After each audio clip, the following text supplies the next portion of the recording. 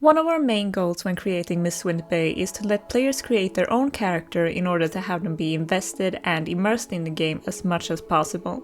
Because let's face it, when playing an RPG it's always more fun if you can create your own character. The R in RPG stands for role-playing after all, so it only makes sense for us to do everything in our power to make sure you can do exactly that. Hi, I'm Wuglewu. I'm one of the two people working on the visual novel RPG Mistwinter Bay, the other one being my brother. The character creator in particular is something that has gone through many changes since we started working on the game about 3 years ago. It has gone from meh to okay to good and now finally to incredible. In my opinion at least. I'll let you be the judge whether that's actually true or not. If you've been following the channel for a while, you might know that we already have a video about our character creator, where we brag about all the new things you can do. But let's just forget about all of that, because these new updates blow everything we said in that video out of the water. First, let me give you some context surrounding the game and the character creator. Mistwinter Bay is being made in Gamemaker Studio 2, which is a 2D game engine most commonly used for small games, you know, like these.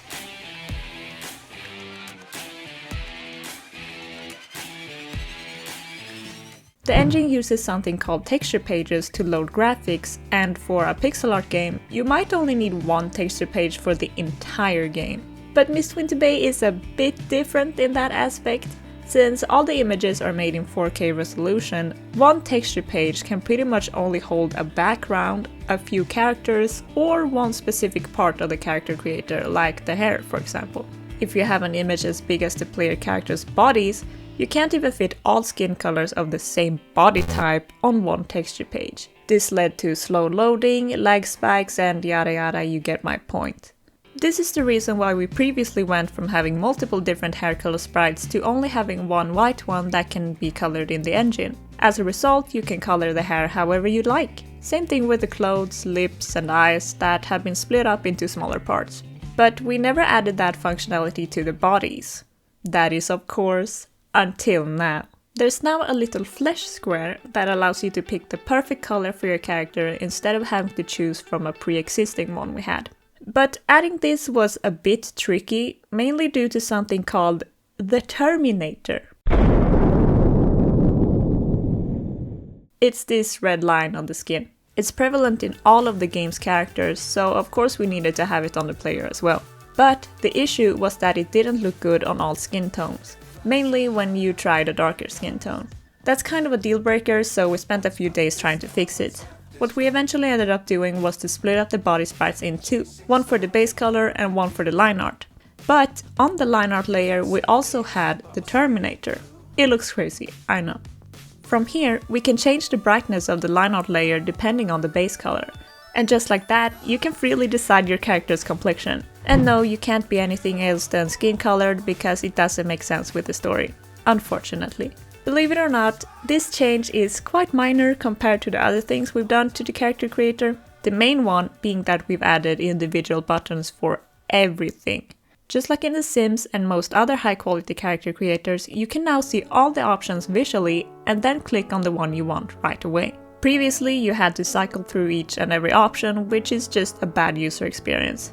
It puts the work on the player's shoulders instead of the game's, which is not good. Now it's easy to see what the options are and to quickly navigate between them, but there are still arrows that allow you to cycle through the options if you want to see them all before deciding anything. So this change of course meant that I had to painstakingly sit and make little icons for each and every option available in the game. But my god was it worth it. The character creator is so much fun to use now. But of course it wouldn't be an update to the character creator without some new customization options to choose from. We've added quite a bit actually. For starters, we expanded on the beards. Previously there were only 3 to choose from, but now you can make yourself look like an old man if you want to. Then we have the glasses that are completely new. They're excellent to make your player look sophisticated. Or, you know, if you're making yourself and you happen to have glasses in real life. The eyebrows have been separated from the eyes and can now be chosen individually. I also made sure to add a base color behind the line art so you can color them according to the hair. I made one version without any line art at all, so you can make it look like you have no eyebrows at all, or that they're just painted on. Another big addition are the face and body details. You can now have freckles, scars, body hair and burn marks. The The best part is that you can color them freely to fit your character's skin tone. In extension, this also means that the burn marks can double as vitiligo. Pretty cool, right? Those were the big changes and additions, but there are some smaller ones as well. We've added buttons to let you check your character's different facial expressions and to close the eyes to better see the eyeshadow. And to better see the body details, we removed the tank top from the skinny male body type's underwear. Another useful feature is that we've created the ability to copy already saved colors. So if you're coloring the outfit, for example, and have a particular color you want but maybe wish to make it darker, you can copy it and easily change the value to get the exact look you want instead of trying to recreate the exact same hue. Speaking of colors, any custom colors are now directly tied to that specific playthrough.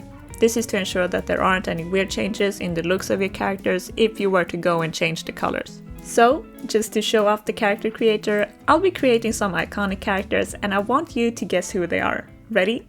Let's go!